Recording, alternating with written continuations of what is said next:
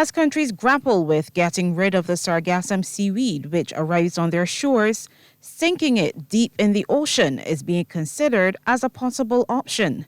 But what are the potential impacts of this possible solution on deep-sea ecosystems and environments?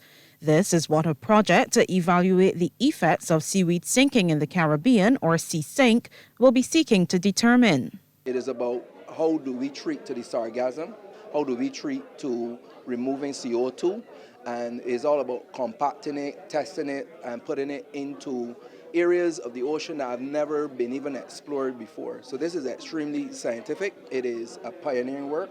And what we did here today was not only to tour the ship, but to examine some of the samples that were done in this particular area and to make sure that there will be no damage to the marine environment. Principal marine geoscientist with the UK's National Oceanography Centre, Dr. Christopher Pearce, says the project, a first for the Caribbean, will also be exploring seaweed sinking as a means of tackling climate change.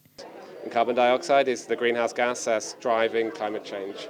So if we can bury away this seaweed in the bottom of the oceans, it will potentially lock away some of the carbon dioxide for hundreds or thousands of years. So it's potentially a win-win scenario of dealing with the sargassum inundation and helping to tackle climate change. But before we can really take this forward, we have to understand what the effects are on those deep sea communities.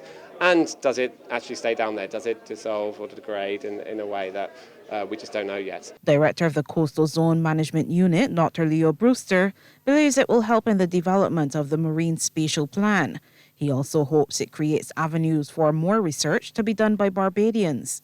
We do have a local person on board who was on board for the duration of the trip to actually get first-hand experience in aspects of deep-sea marine research. Okay, so there will be other opportunities for, in essence, what we will call marine research observers to be on board.